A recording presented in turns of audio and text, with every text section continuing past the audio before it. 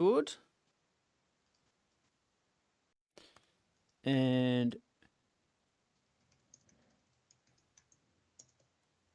all right, this is awesome.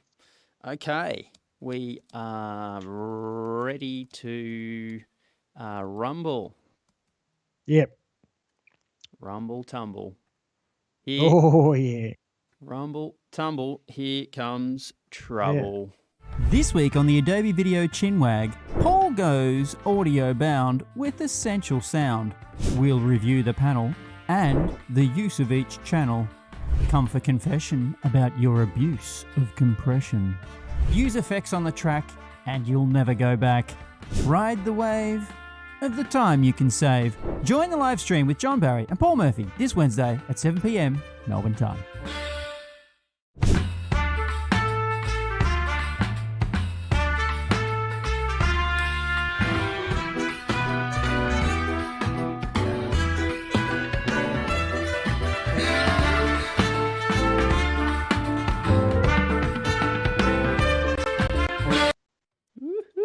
Here we are. Finally, we got our episode 10 up and running. Wow. Somewhat. Okay. A little backstory why we're a tiny bit late. Yeah. So, Tell me about it. So, because we care about what we're trying to do here, we did some tests and went, oh, it's all about audio, right? Audio. Yep. Can you hear the audio coming through the feed? No. All right. Let's try a few things. That should work. No. And then we decided to completely change platforms so we could share. Then that didn't even work. Brilliant. The lesson here is don't care. So now you're just going to get audio through his speakers, through the mic. So Yep. good luck. Yep. It's old school. You're going to learn the tricks. It's just, I need a drink. Oh, my God. Yeah, we didn't think of that, did we? We need drinks. This is the problem with having a full work day and then deciding to do this in the evening after work. We should do this bright and early first thing in the morning. What do you reckon? I think we'll both be better for it. Yeah, let's do CHiNWAG 5 a.m. If you're that serious, you'll get up and join us. That's right. Let's not do that. Please not. Let's do that. Hi, welcome. Hi, Paul. How are you, John? I'm good. Can everyone let us know that they're Yeah. hearing us good? We'd love to. Yeah. Oh, Richard Turner Jones is And sounding good. we- Okay, we- cool. We will apologize in advance. We will be playing audio through my speakers, not direct into the computer. So, but the theory is what's important here. Yes. And this bad boy's up for grabs still. Cedric Robertson still holds the most tickets owned as far as going to that link that gets you to the per episode survey, so you can throw in the right details. And there is a code word, which is on the other side of this, which will be randomly shown through the episode. Apparently, I sound a bit stuttery, by the way. Oh. And it's not a speech thing either, and it's not a nervousness thing.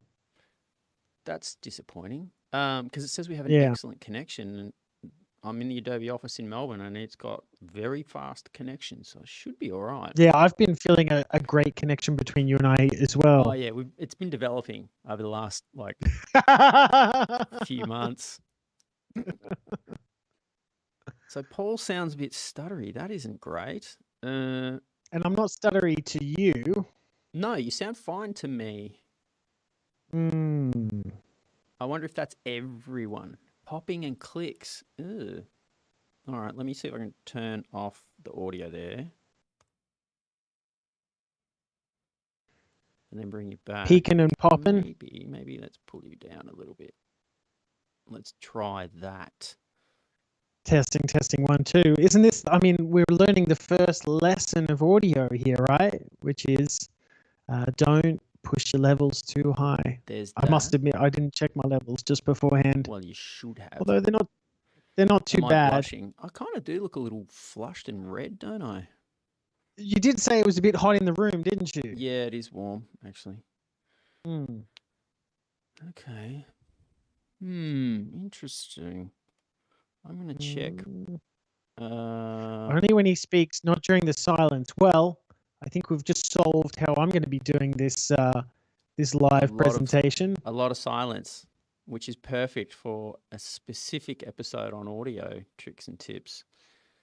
Let's see if I can hear what the sound is as well. All right, go for it. Yammer away. Testing. 1, 2, 2, 1, 2, 2. Just breaking up like a bad phone call. That's like a lyric from a song. That is. Sounds fine to me. That's really weird. Yeah, but it sounds like it's everybody across the board. All right, I'm going to have a quick listen in.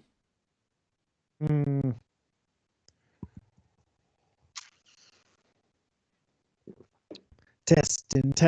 1, 2. It sounds horrid. Yeah. I wonder why. Give me a second. I might have to refresh the stream. Now.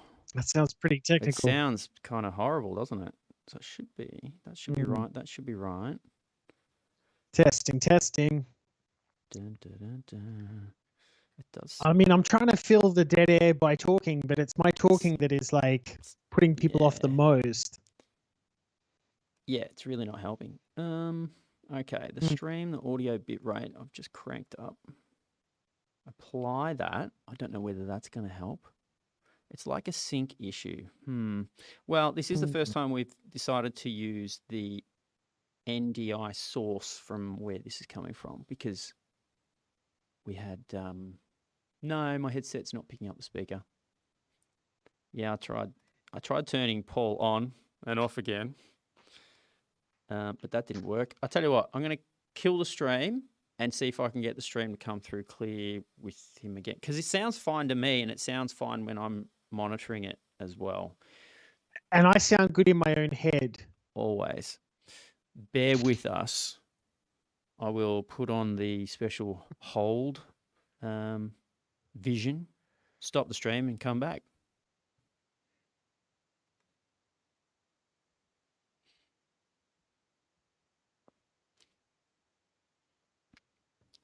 All right, Paul. Yes. Keep yammering away. Testing. 1, 2. Organize your tracks by elements, tagging elements, selecting tagged elements, match loudness, dialogue, dynamics, reduce noise, reverb, DS, EQ, clip volume. Presets are huge time savers. Talking about Paul's mic. Have you tried turning Paul off and on? Talking about, do we get hold music? Sounds good? Yes, it sounds clear. Much better. Clear. There we go. Yay. All right, so now we know. Yes. Paul, can you please speak while we got you just on mic like no, on screen? Definitely not. I don't think I can talk. Yeah. Okay, so while it's on me, your sound is still coming. I look jaundice. What's going on with the coloration? You do a little bit, but like your face is magenta, but your arm is jaundice. Who knows? Actually, I look all jaundice. You look like you've dealt with the devil. That's what I've got to say. That's what a season of Chin-Wag will do to you. What do you drink? Is that your non-alcoholic beverage? It is. It looks tasty. We don't plug, but I mean, I'll show you what it looks like, right? It's Carlton Zero. It's actually cheaper than proper beer. Although I must say I drink it much faster because it's, well, a bit easier to drink. Yeah. Yeah. Lower carbs, lower sugar, lower calories then overall, and cheaper. And I still get that sort of sensation. I mean, I look at it, looks like beer. Apparently I've gone stuttery again. What? I don't believe it. Yeah.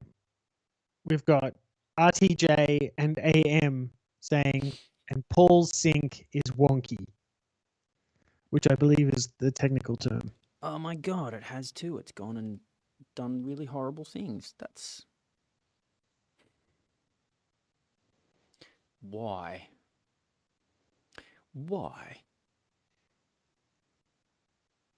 All right, I tell you what, I'm going to, here we go.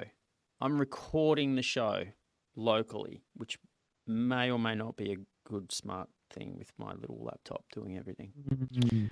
So we're gonna try and have a crack at it. And the lip sync says the lip sync looks off. It could be a little bit, I guess.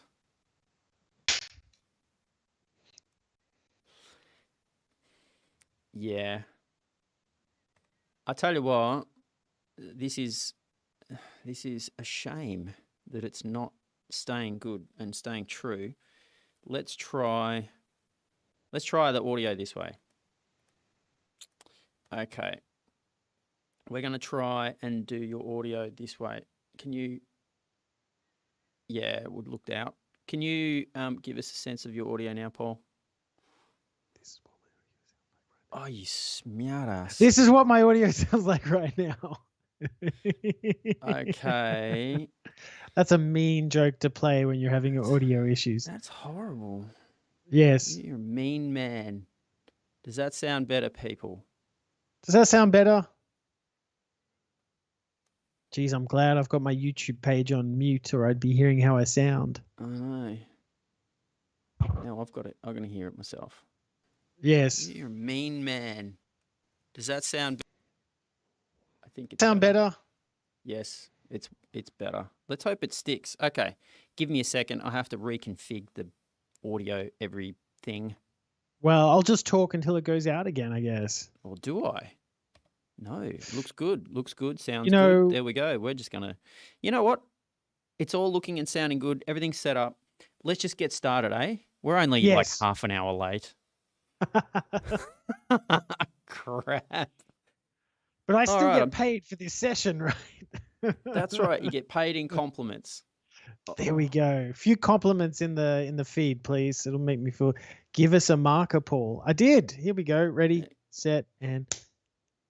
Yeah, it actually looks in sync too when I'm watching it live out. I don't know. So do you think that's because you've turned the recording off? Okay. Well, we'll see. No. You guys let me know when I start going off again. Yes, you let us know immediately. All right. Well, I am well and truly like just out of sync in my head at the moment, but I'm just going to start talking about Essential Sound Panel because that's what we're here to talk about, right? Cool. Is that what we're here to talk about? It is. Essential Sound, audio bound, all those things that rhyme with... Can you remember when Essential Sound Panel came out? I think it was a Tuesday. Honestly, I don't remember. I think it was around 17? Maybe 2017. So it's been around a while. Geez, that's 4 years ago, isn't it? And I remember when it came out, and I was teaching it, but I thought to myself, but I'm never going to use it because, you know, I have my way with audio. Audio is like one of the most important things to me in my work, even in work where the audio will ultimately be passed off to a mixer and a sound designer. I still put a lot of work into my audio, more than anything else. We were talking about this off camera last week about how you were you played around with cameras when you were young and that transferred into your editing. For me, I played around with tape recorders when I was young, and that's what transferred into my editing, is that like sound is the most important thing to me and everything else falls into place after that. So I'm very particular in the way that I do my sound. And then this Essential Sound Panel came along, which I guess if you had to describe what it is lumetri for sound people, for people who are not used to sort of, playing around with things like compressors and EQs. It's just a simple slider-based interface. And my original thought was, that's great for most people, but I will never use that. And what I've found is over these 4 years, more and more elements of this have slipped into my workflow, and they're actually things that I can't live without now. So I'll show you just basically what we're dealing with here. For those of you who haven't sort of played around with this too much, is we're basically working with these 4 tags here. So we're in our Essential Sound Panel, and we've broken this down into dialogue, music, sound effects, and ambience. And probably most of the work that you're going to be doing is with dialogue, because this is where we need to work on things like clarity and making things sound as clear and punchy as possible. This is all clip based. So what I need to do is I need to select a bunch of clips. In fact, let's do this proper. By the way, what I'm working off right here is a tutorial that I have coming out tonight. This is actually what my timeline looks like. These are all the cuts of me talking. I'm just going to select all of them, and I'm going to say these are dialogue. And immediately, rather than being presented with options for how do I want the music to sound or anything, it's just showing me the controls to do with working with dialogue. And what I love about Essential Sound Panel, probably the thing that sucked me into using this panel at all, is the very first button in all of these tabs, and that is the loudness button. Nothing has made my life easier than having this auto match button. And even better is that I used to work in a lot of broadcast stuff. And if you were using this button here, this would immediately, at least in the States, it would get your dialogue to the level that it needed to be in order for it to be acceptable to go out broadcast wise. Of course, you'd still play around with it beyond that, but this button has changed my life.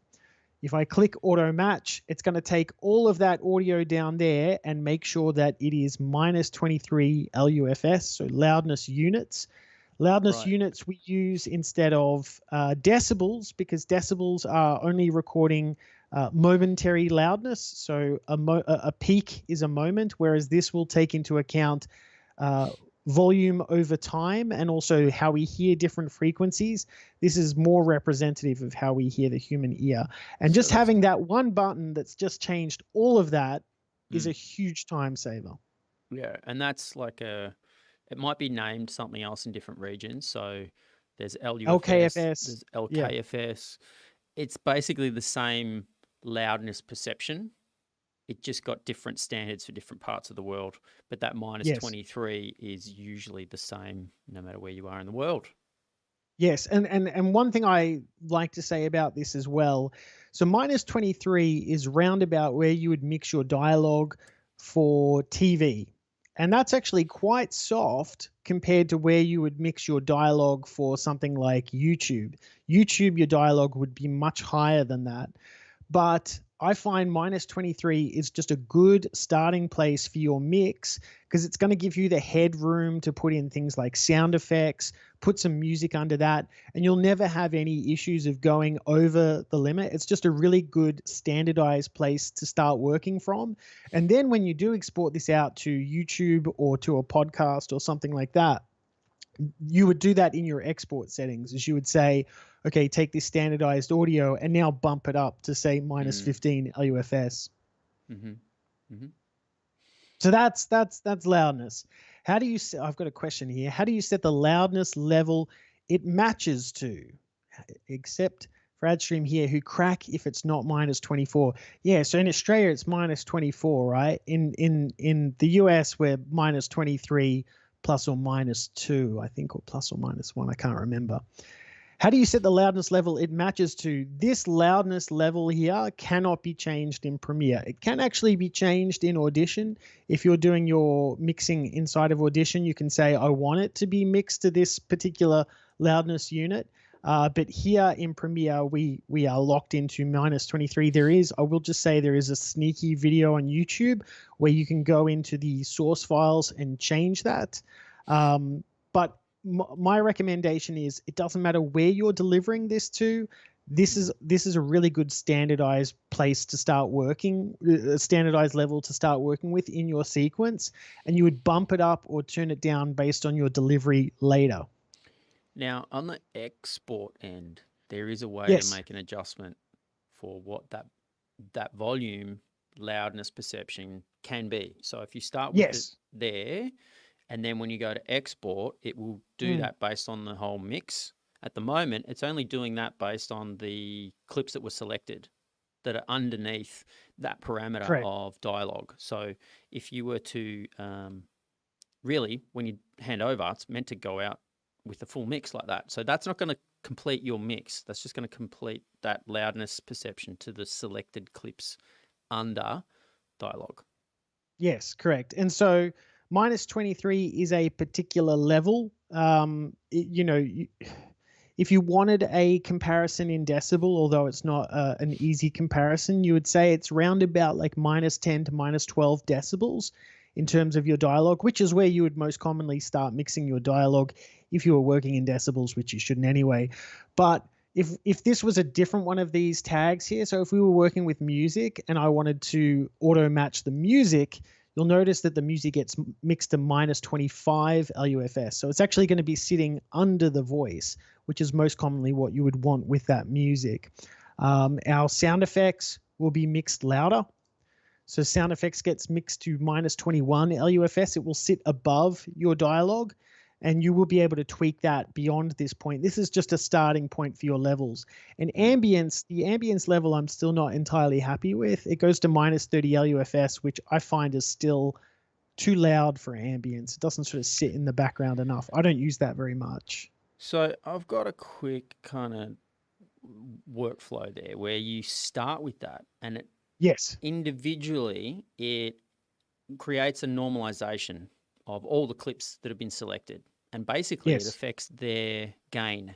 So if you do need Yes. that all to come up or all to go down, you can affect the gain with them all selected, and that's going to give it punch, or it's going to bring it back down collectively that way.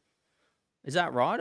I'm assuming No, this that's is the right. right way because So if well, you could do it with gain, but you could also just never leave the essential sound panel. So I could go into my gain here and I'll say, you know what, bump everything up 3 decibels as well.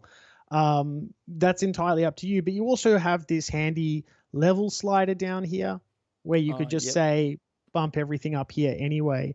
And this not only bumps it up, but it's also going to add a limiter to your track. So, one of the dangers when you're bumping things up is you might start pushing things off the meter. And this is going to add a limiter that's going to make sure that it doesn't actually go over that limit. Mm-hmm. Cool. So that was sort of my gateway drug to the essential sound panel, was having that auto match button there. Everything gets kind of interesting and fun beyond that point as well. Is we've got the reduce noise slider here. So if you opened Essential Sound Panel 3 or 4 years ago and you were playing around with the noise reduction settings back then, it was much worse back then because it was using the adaptive noise reduction, adaptive noise reduction effect, denoise. That's right, which was not very good. Noise or dat noise or just denoise? It was denoise. And one of the biggest problems with that effect, which was a really old effect, was that it would actually take about a second to kick in. So it would take a sample of the sound and then try and kick in. Since then, Premiere in the last couple of years has introduced a new denoise effect, which is actually automatically detecting where the noise is and immediately kicking it in. There's no latency or anything. And I should say at this point as well, this is an effect. It is represented by a slider. But what is happening behind the scenes here is if I go over to my effect controls, and I'm just going to select one of these clips, you'll notice that it's actually added the denoise effect here for me. So behind the scenes, Essential Sound Panel is actually dropping these effects onto my clips and adding these parameters itself. And it's basically controlling it with one slider. So if I go into my custom setup for the effect here, there's the denoise effect, and you can see that those sliders are actually moving in tandem together. And it gets a little bit more complicated when you get into things like EQ, for example, which has a lot of different controls, and you're actually controlling all those controls with one slider. Here it is more of a 1-to-1 ratio where there's one slider here and one slider here. But that's what's happening behind the scenes. One of my favorite ways to demo that bit is I think it's got to do with the dialogue. And it's like the dynamics, I think it is. Yes. And when you slide one around, it's actually like the equalizer that does this really wavy, cool thing. One slider, but yeah.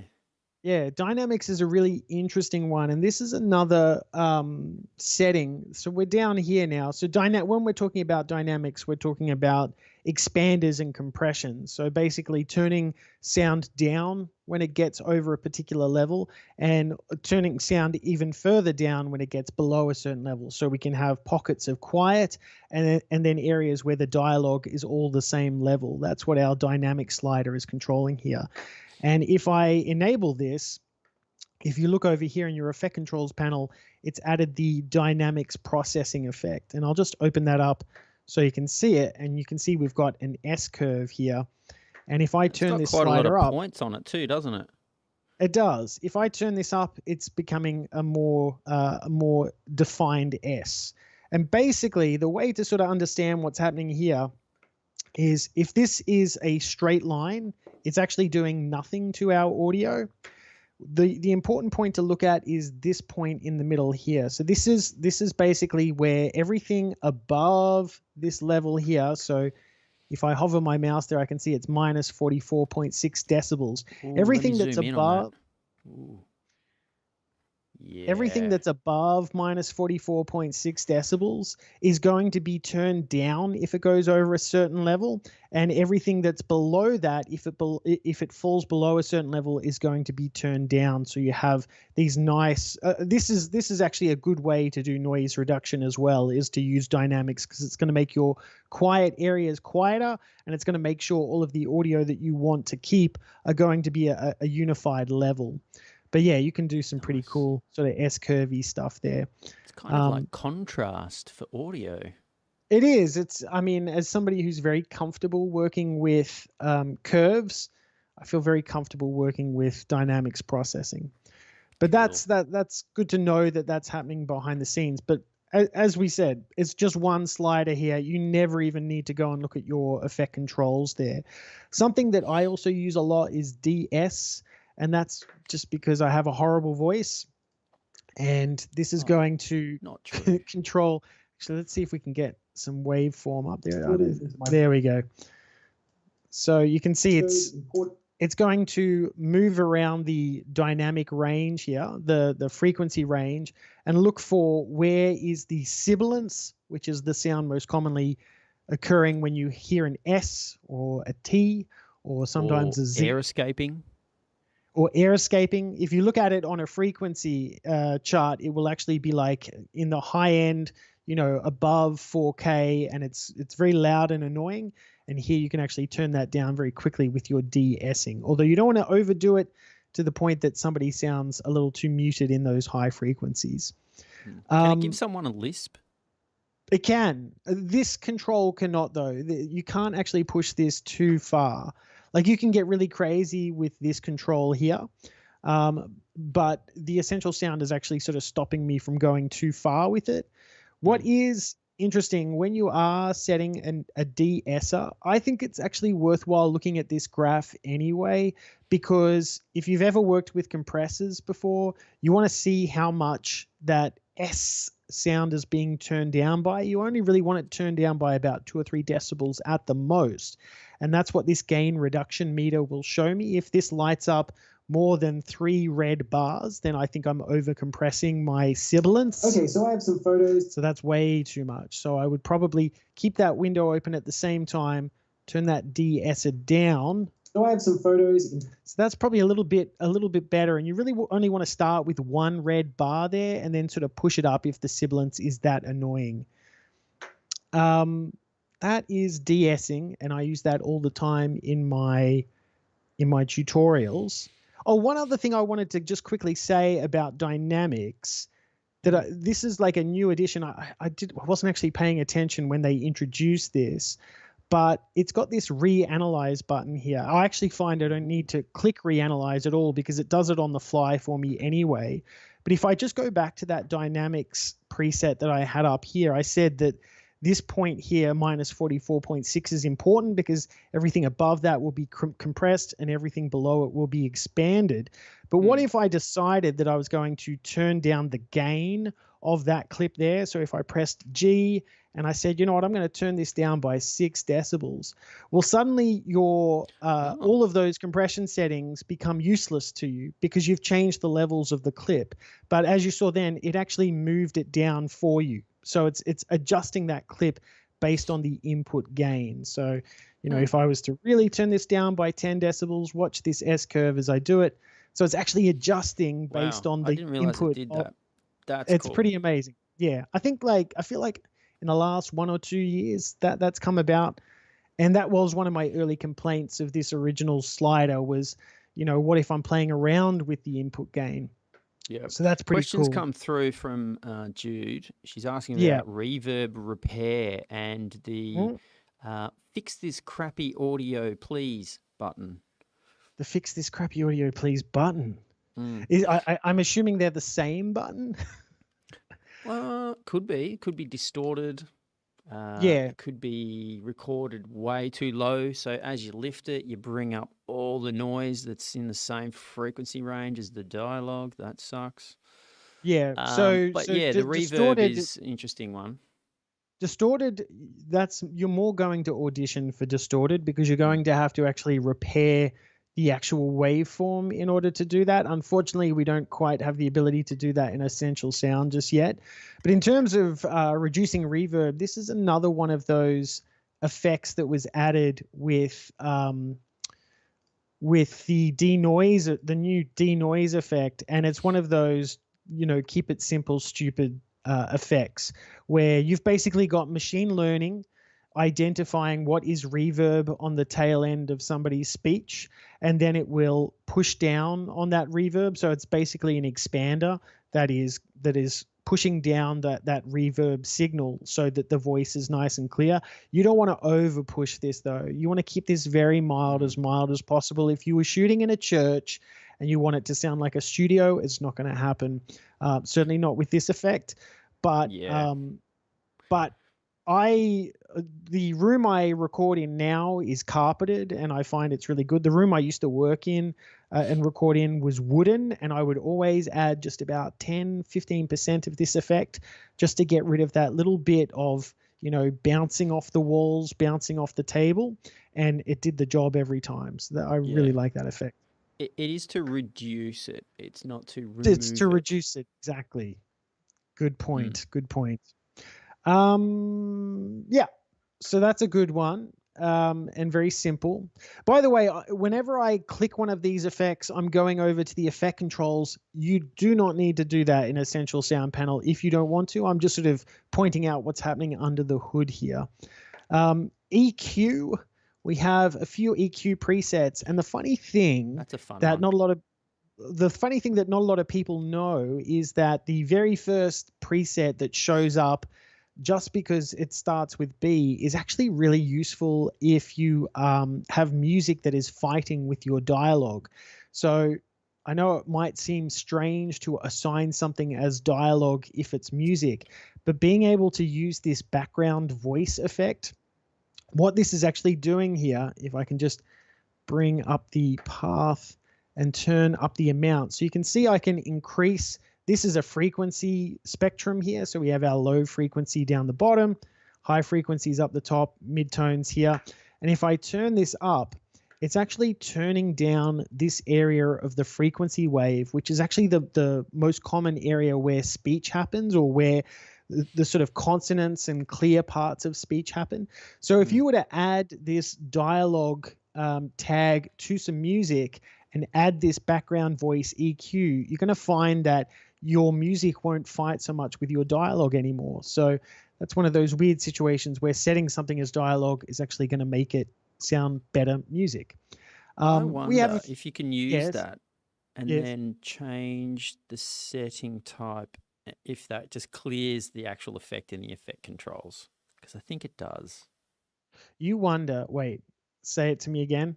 I've had a Okay. lot of technical So- issues today. That's all right. So let's say, Yep. let's say you've got Yes. that effect. Yes. You're using it on music. There's other things in the music option that you want to use, but you want to start with just taking out that high end by doing Yes. background voice. Can you Yes. use it and say, it's audio for dialogue? Use that bit, then go back and select the clip and say, change the audio type, now make it music. Does it keep the effect that you did It when you doesn't, told it no. it was dialogue? Yeah. In fact, the only way that I can re-tag something is by clearing the audio type. If I clear the audio type, all of those effects are gone. Yeah. So I got to go back and start from scratch there. So I think that's a good one to just let people know that you Yeah. can't really mix and match. You can hack it by making Mm. the adjustments and then going into the effect controls panel and selecting what you've done. Yep. And then copy it and it'll store it in the clipboard. In the memory. And then when you Yep. change it out, you can paste it back. Boom. Boom. There you go. There you go. We just did it live. We just did a hackathon version. Interesting thing. I probably won't be able to get to Audition, but the big difference with Audition is that here we only have these presets to play with. In Audition, you can create your own presets. And I put out a tutorial every week. And the only thing that I'm mixing the most, more than anything else in those tutorials, is the sound of my voice. And I record on the same equipment in the same room every day. So it makes sense to create a preset that's just Paul's VO, and to be able to do that and then just go, you know what, let's turn that up a bit. Let's turn that down a little bit. It just makes it so much easier because I'm just working with the same gear all the time. Yeah, that is interesting. I wonder if there's a way to save the actual effect as a preset. You know, Still I've wiggle it around. I've certainly played around with it in Audition, and I'm kind of bet that there's a way of just porting that preset from Audition over to Premiere. I just haven't done that just yet. Maybe. Cedric's asked a question there. Is the low Yes. frequency on the right? Low frequency is on the left. So this is Yeah, like it's- cutting the rumble down here. This is actually a really good graph for just what a good, that you're probably pushing it too much there, but this is a good graph for what like a good dialogue EQ would look like. Is you would be cutting the rumble down here. Yeah. You would be getting rid of some of the what's the word that we use here? It's not boxy, it's mud. You want to get rid of some of the mud around here. You want to boost your consonants around here. This, by about this point, I'm going to bet that, in fact, we can just confirm it over here, You can't can we? see We'll the probably whole thing, yeah. Bring that yeah. over. Bring it We're right over probably to the next to it so I can keep it zoomed in. Yep. Yeah, that's it. So, I mean, if I was doing this mix myself, I'd actually be dropping that all the way down like that, because you just want to cut everything that's below, 80 hertz. This is all fine. It's around about here that you're going to find the mud. The mud is the stuff that really gets in the way of the clarity of your mix. And then basically from about 1K to 4K is where all of your consonants and hard sounds from the voice are happening. And that's the stuff that people want to hear in your voice. And the other thing, it's hard to do with what kind, we're doing 10 bands here. It's kind of hard to do with 10 bands, but also just sort of, and this is just a taste thing, but sort of brightening up the high ends here as well. Sound really nice too. If you push that too much, You know what? That did just that just adjusted. update on the graph? Oh, wow. Now My slide God. the amount and see if it actually keeps everything kind of moving No, we're from gonna the lose new it. baseline. I don't That's know, crazy. mate.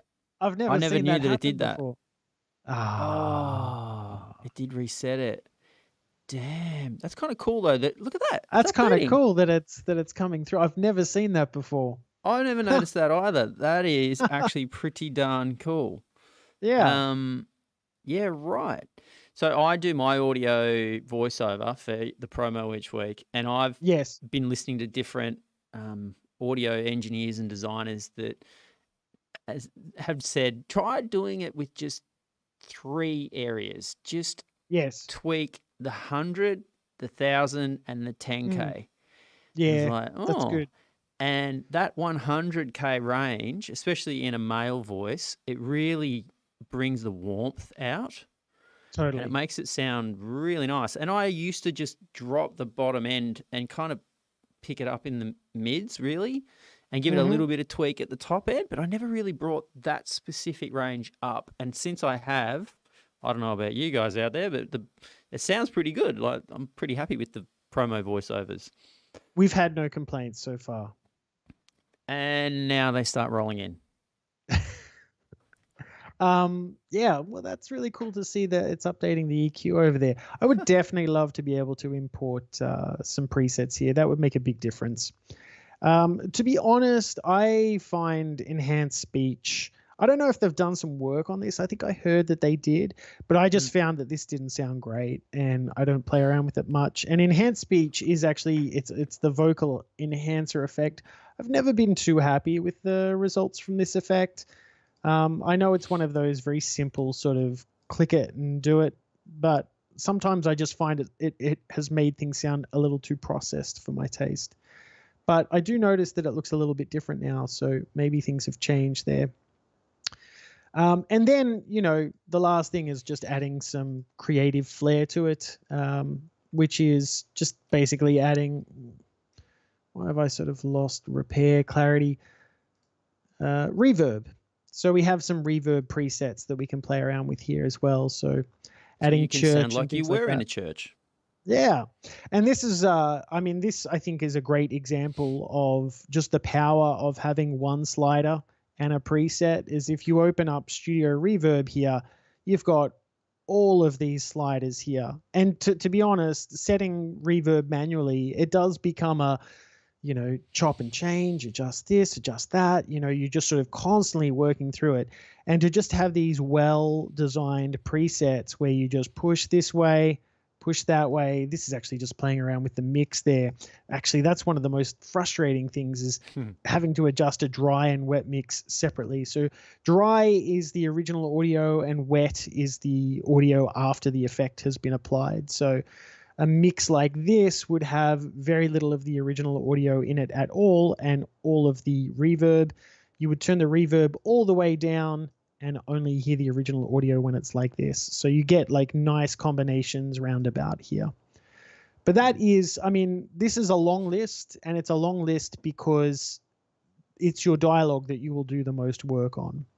And I got to say, you know, as somebody who was doing like really fast turnarounds in TV, where you would get audio from all these different sources and it just had to sound good and uniform, especially uniform in terms of levels. Nothing made me angrier than when a producer would send me a note back saying, can you turn this up by 2 decibels? And I'm like, what are you talking about? This is going to a mixer later.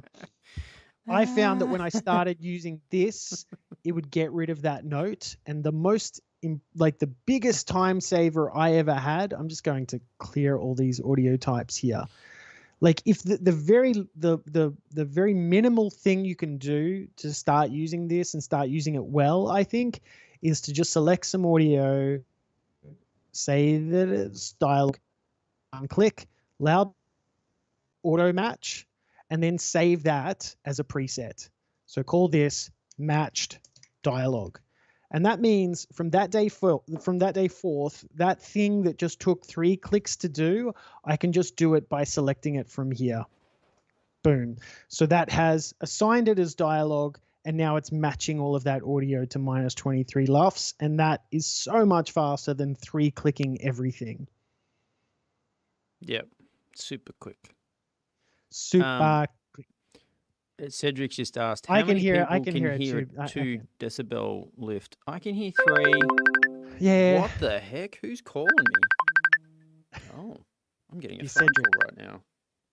And it was, highly they're like, unprofessional. oops, sorry, you're doing Chin-Wag. So the phone call's gone away. There you go. I should also Live say TV. as well, I was grabbing my preset there, but if all of these clips here were cleared and didn't have anything assigned, I could still go up preset, dialogue, and match dialogue, and it's just done all of that for me. So that's super fast. That is quick. But that's dialogue, and I'll just I never talk as long about the other areas because music probably points that out more than anything else. is that there's just not a lot of controls for some of the other stuff. So I've got some music down here. And I should also say at this point as well, the more you use Essential Sound Panel, the more you realize it's good to lay out your tracks according to these tags. So I've got all of my dialogue on one track, or tracks that are identified as dialogue, sound effects, music. So just try and stay organized when you're working like that. And I got some music here. I'm going to tag that as music, and immediately we see there's a lot less control here. So all of that compression and noise reduction and things like that we don't have with music. And the number one reason for that is music usually arrives to us already mixed. So there's really not too much we want to do here. We have the ability to set the loudness as we saw before, and that's immediately turned it down to -25 lufs so that it should sit underneath the voice. Lufs. That's funny. Lufs. It goes Sounds back like and forth. fluffs. John, have you heard any update on what's happening with this duration setting here at all? Nothing that you can announce? No? All right. No.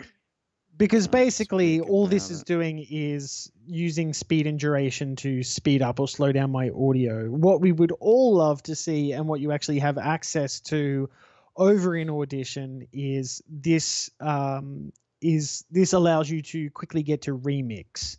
So remix is the tool in Audition I've never that will heard that. No one's ever said they wanted that. right. Maybe that's why Remix it is- hasn't come in. Remix is the tool that will automatically edit your music to a specific duration. And over in Audition, we have that as an option here. Here, it is just controlling the speed of the music. It's not actually re-editing it. So I must admit, I never used this option here in Premiere.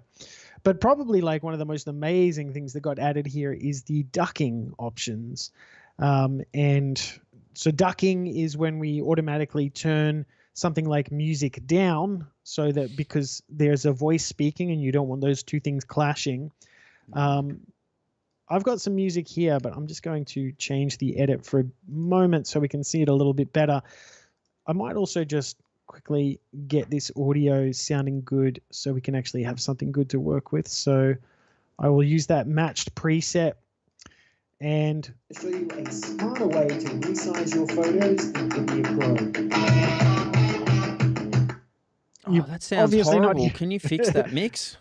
yes, you're obviously not hearing that very well through my speakers. Everything's sounding loud. But the idea is during the guitar here that's underneath my voice, we want that to turn down. When I finish speaking, we want it to automatically turn up. And that's why we have our ducking option here. I'll just turn this on. And we basically have 3 sliders and these settings across the top. The settings across the top are nominating what it is that we want to duck against. So what is it that we want the Essential Sound Panel to turn this down for? And by default, it's dialogue, and that's probably most commonly what you would use it for, but we can also set music, sound effects, ambience, and also non-tagged audio. So if you haven't even gone in and done a mix in your dialogue using the Essential Sound Panel, you can say, look, just turn it down when any audio that hasn't been tagged is there. We have the sensitivity. Sensitivity is controlling the actual loudness of the dialogue, let's say. So when the dialogue hits a certain loudness, that's when I want you to turn the music down. We have the ducking amount. So how much do you want to turn the music down by when there's dialogue present? And then we have the duration of the fade. And the most important thing to think about here is, I mean, sometimes you will have an edit where a voice is on and a voice is off and a voice is on, and you've got a music bed underneath that. And it is a monotonous job to go through and animate keyframe by hand, turning that music up, turning it down, turning it up, turning it down. This is going to knock out a lot of that work. It's not going to knock out all of that work because you do still need to go in and sort of tweak it a little bit. But I'll show you how it looks on the timeline. So I've got my music here. The way I like to sort of show this the first time is I turn my sensitivity all the way up. And that basically means that it's going to detect when there's no audio on the timeline. I'm going to turn my duck amount all the way down or up. I guess it's all the way down. So it's minus 48 decibels. That's quite a bit to turn your music down by. And I'm also going to set my fade to very, very short. So I'm setting it to just 50 milliseconds. Now, some people get caught at this point because they sort of go, well, there's no ducking happening here. I can still hear the music and the voice at the same time.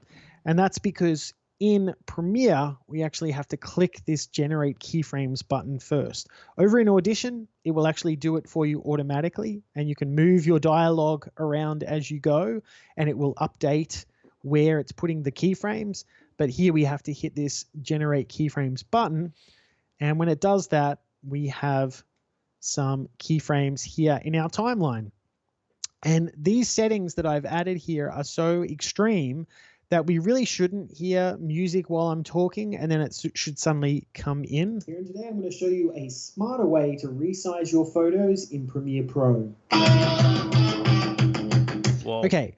I think I just jumped out of my chair, and that was... So you would never do a mix like that, of course, but it's just to sort of show you. The main reason I do this is that you are used to doing ducking with the volume, but here we're not actually using volume at all. We're using the amplify effect. If you look over in your effect controls, it's added an amplify effect with some keyframes here. And amplify does not actually write onto the clip the same way that volume does. You can't see like smaller changes the way that you usually would with volume. So this, I like to put it to its extreme first so we can see what those changes are. But let's dial this back and make it sound a little bit better. John, how much do you like to turn your music down by usually? Ooh, so I start with it on 11 and then try to crank it down somewhere past 10. Sorry, that's a really bad reference to a mockumentary. So what do I like to do? I tend to sort of do my audio mix like that. I try to start somewhere around maybe 21 decibels is where I try to kind of go down. Let's turn the music down by minus 21.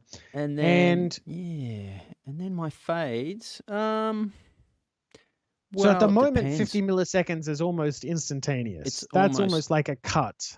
Yeah, yeah. Well, it depends. I might start with something like, I don't know. Probably somewhere in the lower mid is a good place to start. You don't want these to be too quick, too slow, but you can also play around with these as you go. So let's see how this one sounds. Generate keyframes. So if we look at our timeline here, I mean, the first thing to my eyes is that fade is happening too late. Is my dialogue has finished here, and really the fade should have started before the dialogue has finished there. And that's why I always think about this as something that gets me more than halfway there, but I still need to tweak it after that point. But I'm still happy to not have to create all of those keyframes. So at the moment, it's sounding like this. Here and today, I'm going to show you a smarter way to resize your photos in Premiere Pro. That sounds too low. Wow. Well, actually here, minus 12. That's, Actually, here it doesn't sound too bad. But I've also noticed that I haven't auto-matched my music first. And I should probably do that, which has turned everything down a little bit. And that should sound a little bit better. Your photos in Premiere Pro. But yeah, I'd probably go to like somewhere in the middle there. So I reckon it should minus be 12, minus maybe 10. minus 18, but yeah, minus 10. I always like to try and push it, get as much music there as possible. Yeah. And I'm going to turn this up to 400 milliseconds to generate keyframes. Got to generate keyframes every time you make a change here. And now we sound like this. Here and today, I'm going to show you a smarter way to resize your photos in Premiere Pro. Okay, so I have some photos. That is sounding really good out of those speakers here. And probably the last thing I would do is, once I'd gotten this to a good starting point that I'm happy with, I would just grab my pen tool or press P. I would go in and select these two keyframes, hold down Shift to constrain the direction, and drag them over so that they're just, the sweet spot is basically where the sound ends. You want to be the middle of that adjustment there. So you should never hear that volume adjustment happening. It should always sort of grab people by surprise that it even happened. Resize your photos in Premiere Pro. That's great. And if you had a 3-minute track there that was constantly turning up and turning down, you could just get it to react to all of those moments in your dialogue, and it will save you so much time there. Yeah, I find using that pen tool, a lot of people don't remember to use the pen tool for what you just did. So what that means, it means you could grab more than one point and then hold that shift key to constrain the movements, and it will maintain where its current position is and the volume of that as well. So that's a huge time saver. Just to have, this is where the points are. It's kind of like doing auto markers to go, yeah, it's here, but you know you want to tweak it and you've got to do a little bit of work still.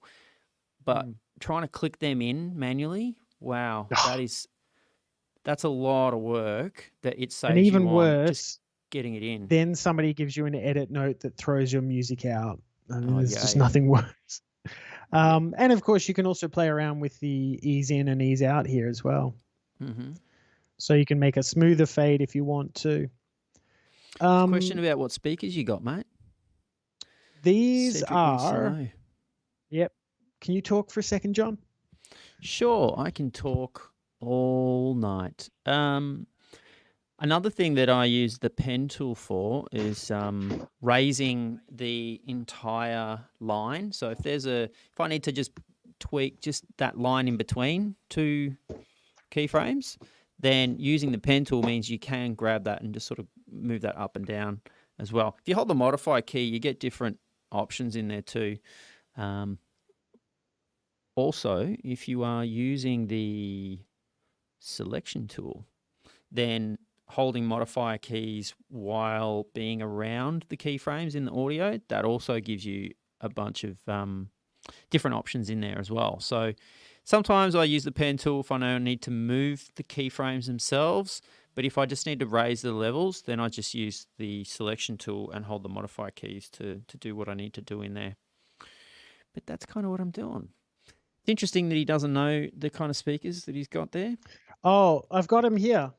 Oh, I just got the box. Oh, that's interesting. Well, I don't know why I didn't even bother to even do this. Oh, yeah, JBL 1 Series 104. They're not outrageously expensive. I think they were less than 300. They're quite compact, so they fit on the desk well, and they are so good for mixing. In fact, I reckon they're probably one of the best mixing speakers I've ever bought for myself. So, of course, I've mixed with better speakers that I could never afford, but these guys, I just love mixing with them.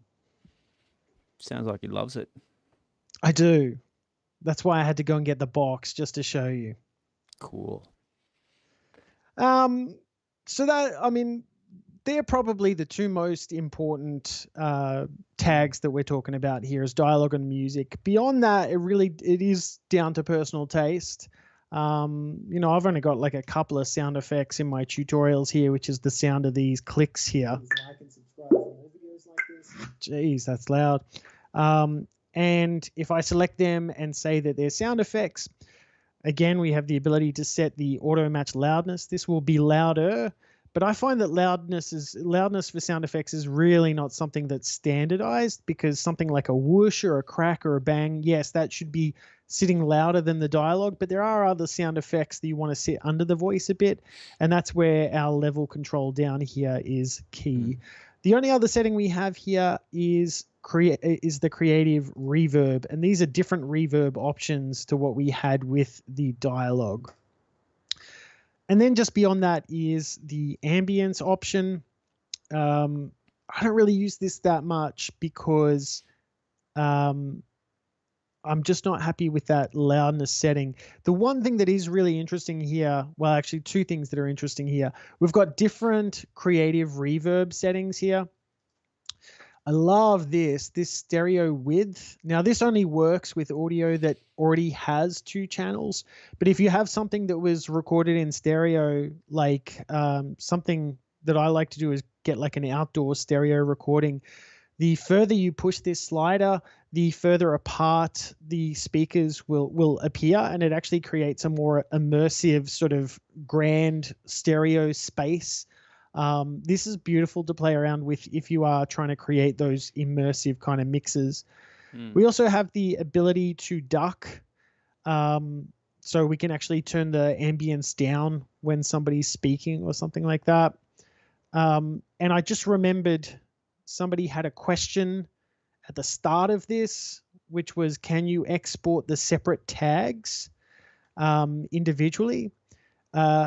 So there is a workflow for that, but you do have to export them separately. But basically, if I say that this is music, and I think I've already nominated that as sound effects, and let's make sure that that's all dialogue. Let's make all that dialogue. So number one, if you have gone through and tagged everything and you're like, well, I don't want to have to go through and lasso all that stuff again just to make changes to it, you'll notice that when I have nothing selected in my timeline, that over here at the Essential Sound panel, some of these things are dark. And when they're dark like that, that means I have things selected in my timeline that are dialogue, music, and ambience. And if I click one of these, it will auto-select those things that I've tagged in my timeline. So this will auto-select what I've selected as the ambience and auto-select what I've selected as the music as well. And if you find that you do need to just sort of export just the dialogue by itself and not export out the music and the sound effects, you do have these handy buttons down the bottom here, which is just mute. So basically what you do is, I need to knock out all of the music here. I'll select music and mute. And I need to knock out all of the ambience here. I'll select ambience and mute. So that's just a quick way to do it across your timeline. And then the only thing you would be hearing would be the dialogue. That's a great tip. I did not know that one. Makes sense now that you've explained it, but yeah, it's not something that I've come across before. And I'm guessing that has been there for a little while, that option, because, well, the mute was always part of the panel from the get-go. So yeah, that's really cool. Very good. There's a couple of questions around getting the mix right for sort of the ambience of a room and having the speaker set up, but then also finding that mastering sweet spot for headphones, because a lot of people these days tend to watch stuff on the phone and they'll be using headphones. So what's your advice on sort of how to find that sweet spot, or do you do two different mixes? Do you sort of master somewhere in between? Yes. So if there is a chance somebody will be watching something on an iPhone, you need to also mix for the iPhone. And headphones and speakers, you should do both. Your mix should always be done on both. And the way I like to do it is I always start with my dialogue in headphones, because I hear like the little parts of the dialogue in headphones.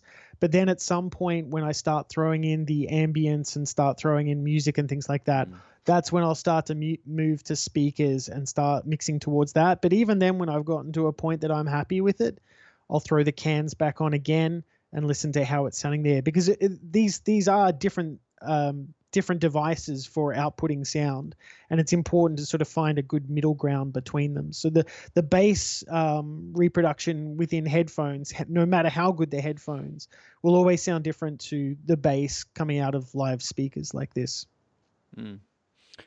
Yeah, going way back, that's what I used to do as well. We did have to try and find a sweet spot for it. Usually it was definitely going to TV, but this is going way back before web was kind of a commonplace for video content to be consumed. So we did used to have to do two mixes sometimes. But yeah, find that sweet spot is changing that on and off, take them off, take them on. When I'm working though, I do tend to put headphones on. It tends to put me in the zone a bit more as far as just getting through stuff. And then when I want to do a pass on the audio and focus on that, I'll need a decent room with the speaker set up and then put the cans on as well and kind of swap between the two. And make sure there's no noise cancelling happening on those headphones, because that will hide frequencies from you in the mix. That's why I use cabled ones too, because I've done mixes before where I'm like, why is this out of sync? It was Yes. the Bluetooth. Yeah. It had a Yep. lag, and I'd adjusted for it, I have that and with then I these watched too. it elsewhere, and I went, "What the hell? Oh my God! I forgot that I was using Bluetooth headphones." Yeah. So I wouldn't recommend using Bluetooth headphones. Definitely go with connected because you'll get no lag. Yeah. If you And are the actually other connected problem with wires. those Bluetooth headphones is they're usually outputting in 44.1 in terms of the sampling rate, and we're mostly working in 48, and that's where that lag is coming from. Yep. Yep. Mm. Well, I think we've kind of wrapped around about on time as far as duration of content goes, even though we started Crazy. quite late, and then we had all this craziness with the audio feed coming from Yes. you, Paul. Hopefully Yes. it stayed good. No complaints. Well, I was just since putting on a then. stutter anyway. Yeah, it's all vocal. What's that thing where it's like vampires and stuff? There's this thing about the voice that they do. It's like I don't know, it's like hocking a loogie, but it's not hocking a loogie. It's some other sound.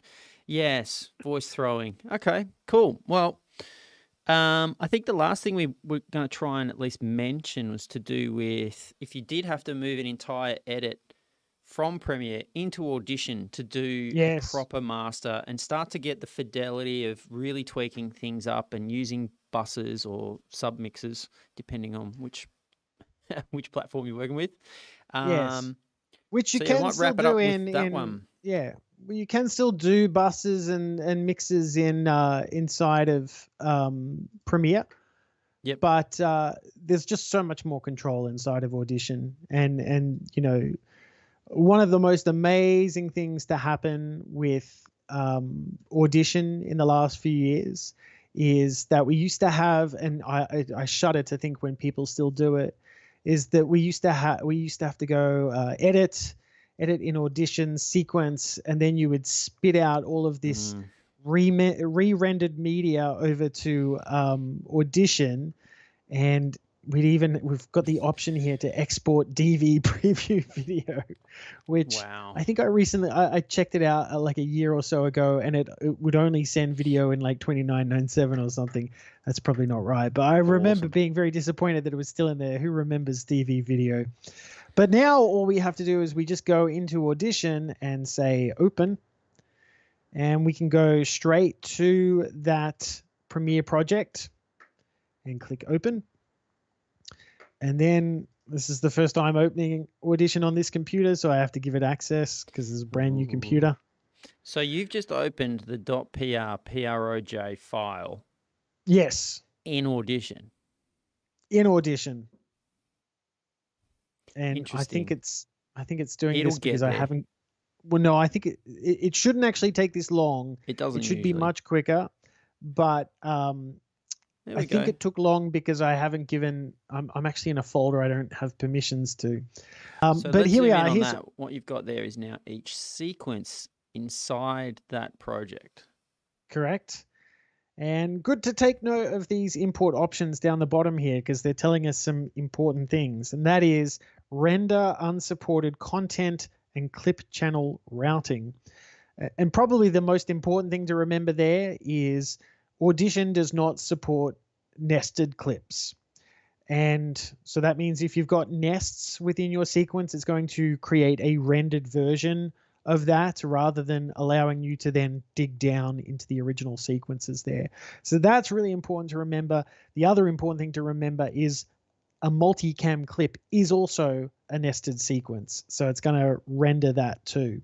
So good to know what it's doing behind the scenes there. I don't think I have any content like that in my timeline.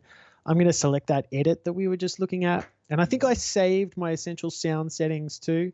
So let's click OK. And this automatically opens up. It's brought it over. Look at that. And it's brought over what you got on mute. Down here, we have my video, which is being sent through dynamic link. There's no actual video that this is being connected to. It's being connected to that Premiere project. It's even brought over my label colors for my clips. And it's brought over all of my essential sound and really any effects that I've added. So even if I've added effects without using the essential sound panel, it's brought those over as well because the effects are supported between both applications. And that's effects that you use on the like a per track as well. So if you Per have track as well, which we didn't show, but you can align or set a effect that sits on that track. So any clip that then sits inside that track will have the effect applied to it. It's really good if you got some sort of a buzz or hum or something going on in the background. Instead of adding it to multiple clips, you just drop them in the right track and then it's going to do all that to each clip that you've got in there. One thing I didn't mention is that over in Premiere, I actually had, this is my audio track mixer. I actually had a couple of buses going on, or what do we call them in Premiere? Submixes. So I was actually sending my dialogue to a submix that was called DX for dialogue, and I put a loudness radar on that, and that's so I can keep a track of the loudness on my audio. And over here in Audition, you can see it's still sending it to that bus called DX. So if you selected that bus, which is the yellow track. It's this one down here. Yep. And then you go to the effects rack. And then you're looking there at the effect track, like it's at the track level. Let's see if I can zoom in on that. So that's the track effects, and there's the good old loudness radar right there. And it's got the exact same settings that I'd set them to over in Premiere. So all of that stuff comes over. Yeah, that's I still feel like that's underutilized, the ability to do all of this work inside of Premiere, and then, you know, it just needs a little tweak. I'm not fully skilled enough, but there are audio engineers that they'll be like, oh no, if you give it to me, I need it in Pro Tools, and I need to, you know, start from scratch. I think a lot of audio engineers, if they're encouraged to just understand some of the bits that need the tweak, the turnaround time on doing this, especially if you're working and you're in a facility where you have shared storage, there's no need to make and package any handled copies of each clip. You're working with the full extent of the original audio. So if you need to slip and slide stuff out or pull the handles out, it's the original recordings that were being used inside of Premiere. And any effects that get done inside there that the producer says, hey, I like that. That sounds really good. Let's keep the majority of what's there and just give it the tweak. That's all. Just give it that the little amount tweak. of time that I have wasted prepping a timeline for an OMF or an AAF. Yeah. And if you really say to that sound mixer, you know, what do you need in Audition that you don't have in Pro Tools? I mean, there were a lot of web and TV mixes. There's really not that much of a difference there. It would have been so much easier just to give them my project and have them open that, because we're all on shared storage too. Yeah. So I think there's something there. If you're working with people in audio, ask them about Audition. Let them know that there's that ability to open the project, the Premiere project, and see everything is sort of sitting there with the fidelity of the actual effects that were being used, not just the essential graphics slider bit, but the actual effects that were used. They can go in and make tweaks, and then they can do the full master. And I'm sure it won't take long for them to sort of pick up that little bit of differences between what they're doing in other software to what they could be doing in Audition, to just sweeten it right off and just get that last bit of polish out before it goes out. Yeah. And if they want to know more about Audition, do my LinkedIn learning course. There you go. Nice plug. So for those of you who didn't catch it, the pillow is definitely ready to be sitting in someone's home. And I did wave this thing around, but this is the last wave because I think that topic is cool as. Did I just say the secret password? It can't be that secret then. No. Good stuff. All right. Well, thanks, Paul, for taking us through that. A lot of chatter going on there, which is awesome to see, and some new faces this week, as well as the those that come every week and support us every week. That's awesome. If you feel that this content is useful, be sure to share it amongst your friends as well and let them know that we have other stuff as well. If you've got topics that you want us to go down and explore, then let us know as well. And I'm going to say good night. Yeah, I'll say good night too. Good night. Good night. Sleep tight. Don't let the zero alcohol bite. Sorry about the tech mistakes and the stuttering. Yeah, I'll forgive you this time. But not the next rest time. of the world might not forgive me for not having this set up quite right. Good night. Bye-bye. Bye-bye. This week on the Adobe Video CHiNWAG, Paul goes audio bound with essential sound. We'll review the panel and the use of each channel. Come for confession about your abuse of compression. Use effects on the track and you'll never go back. Ride the wave of the time you can save. Join the live stream with John Barrie and Paul Murphy this Wednesday at 7 p.m. Melbourne time.